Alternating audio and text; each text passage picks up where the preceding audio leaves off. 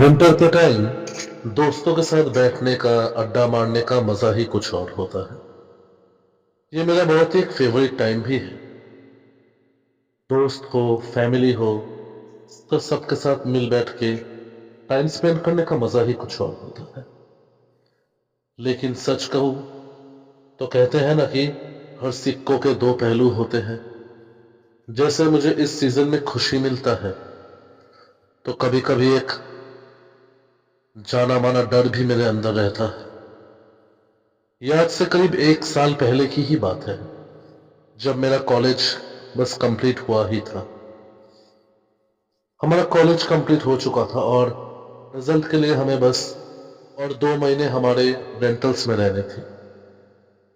College के दिनों से मैं, राजीव और शंकर, हम तीनों एकदम पक्के यार थे।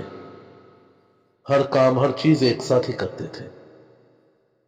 इसलिए आखिरी 2 महीना वो भी विंटर के टाइम ही पड़ा था। तो हम लोगों ने सोचा एक दिन क्यों ना बड़े रेंटल्स में बैठ के एक बार भूतों की कहानी सुनाया जाए। ऐसे ही सब लोग पीजी में बैठे हुए थे। हम लोग सब कोई अपना कहानी सुनाना शुरू किए। शंकर ने अपने मामा का एक किस्सा सुनाया जो उसके मामा के साथ हुआ था। और सच बताऊं तो इससे पहले मुझे भूत प्रेत जादू टोना इन सब में कोई भरोसा नहीं था। अरे क्यों भरोसा करो इन सब चीजों में, जिन चीजों को कभी देखा ही नहीं।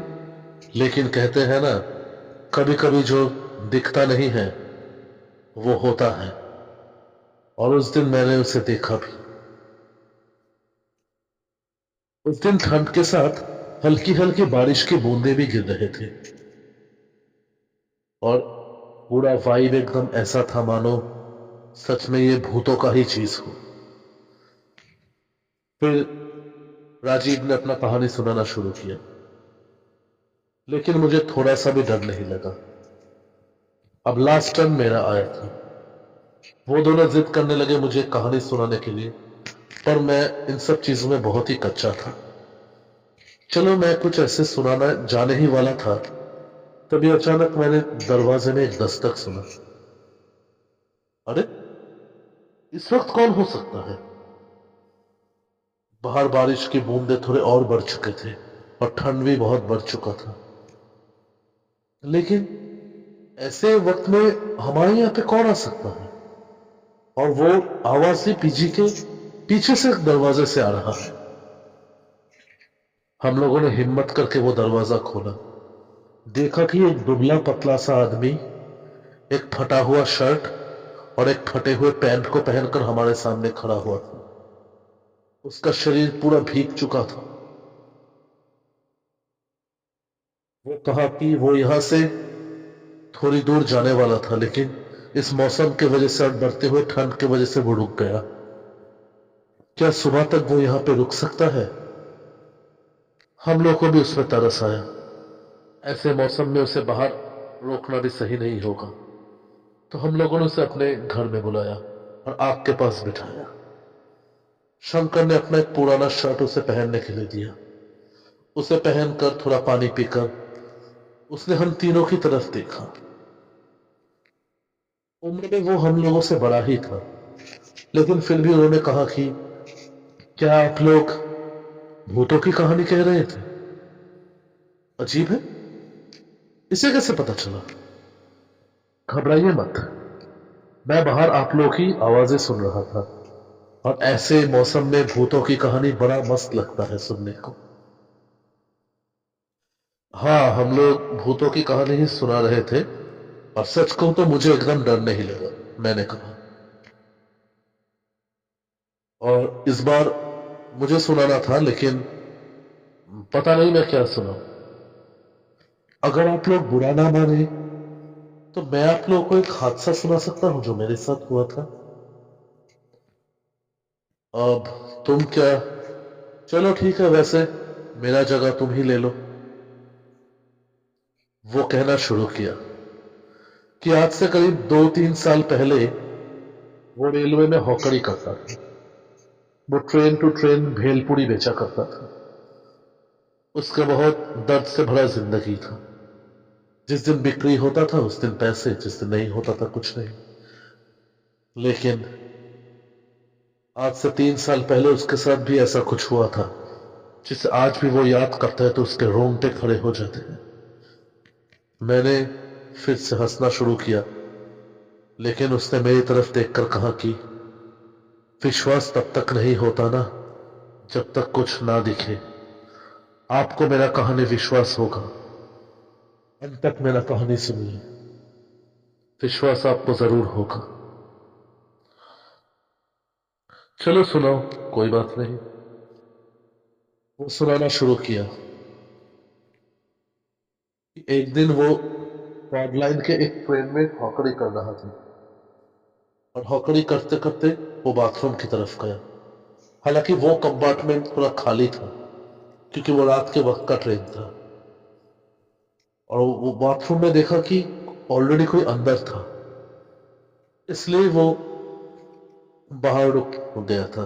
कब वो बाहर आए, तभी उसके सामने उसे देखा कि कोई जोर जोर से सांस ले रहा है।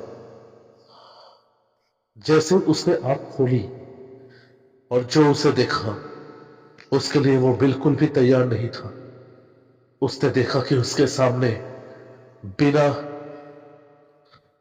बिना सिर के एक लाश खड़ा हुआ था, और उसका सर उसके कटे हुए गर्दन जैसे शरीर के हाथ में था। उसने कहा कि वो एकदम डर गया, उसका हार्ट अटैक आ गया था मानो। वो लाश उस सर को हाथ में लेकर कह रहा था कि वो भी कभी उसी की तरह ट्रेन में ऐसे हॉकरी करता था। उसी रूट का एक और हॉकर उससे बहुत नफरत करता था, और एक दिन वो एक कंपार्टमेंट से जब दूसरे कंपार्टमेंट में जाने वाला था, तो उस दूसरे हॉकर ने उसे धक्का मार के नीचे गिरा दिया। और उसी लाइन पे, दूसरे लाइन पे एक और ट्रेन आ रहा था, उसके वजह से उसका सिर कट गया। क्या वो उस सिर को उसके शरीर पे वापस लगा सकता है? इस हादसे को देखकर वो एकदम कुछ नहीं कर पाया, और उसी वक्त उसका हार्ट अटैक हो गया। उसने कहा कि उसी वक्त उसका मौत भी हो गया। मैं और हंसने लगा। अब हम तीनों जोर जोर से हंसने लगे। अरे, ये क्या बकवास है? ये क्या बकवास चल रहा है? अगर तुम मर गए थे तो तुम हमारे सामने कैसे खड़े हो? तुम भूत हो क्या? सही बताओ, भूत हो तुम? हम तीनों हंसने लगे। तभी अचानक हमने जो छोटा सा लाइट जलाया था, वो अचानक बुझ गया और फिर से जल उठा। लेकिन हमारे सामने वो शख्स नहीं था। अरे, वो शख्स कहां पे गया? लेकिन ताज्जुब का बात है, जो शर्ट उसे दिया गया था वो शर्ट भी वहां पे पड़ा हुआ है, परंतु वो शख्स कहां पे है? तभी अचानक बाहर हम लोगों ने कोई आवाज वगैरह सुना। अरे क्या हुआ? बाहर इतना शोरगुल किस चीज का? हम लोग बाहर गए। बाहर देखा कि हमारे आस पड़ोस के बहुत सारे लोग किसी चीज के सामने गोल से खड़े हुए हैं। कोई चिल्ला रहा था कि शायद कोई एक्सीडेंट हुआ है, कि एक्सीडेंट में मारा गया है। अरे, अब यहाँ पे कोई एक्सीडेंट हुआ शायद लगा। हम लोगों ने भीड़ को हटाकर जब हम तीनों ने उस चीज को देखा, सच मानो हमारे पैरों के नीचे से जमीन चला गया था। हमारे सांसें एकदम रुक चुके थे। हमारा हमारा दिल जोर जोर से धड़क रहा था, क्योंकि जो एक्सीडेंट में वहां पे मृत पड़ा हुआ था वो कोई और नहीं, वही हॉकर था जिसके साथ अभी कुछ ही वक्त पहले हम लोगों ने बातें किया। ये ये कैसे हो सकता है? तभी उस शख्स का वो बात मुझे याद आया कि जब तक कुछ दिखता नहीं है उस चीज का विश्वास नहीं होता। आखिर तक उसने कहा था कि उसे उसके कहानी का विश्वास हो जाएगा। हमने जितना जल्दी हुआ उस जगह को हमने त्याग किया, और जल्दी से हम लोगों ने अपना पीजी भी बदल लिया था।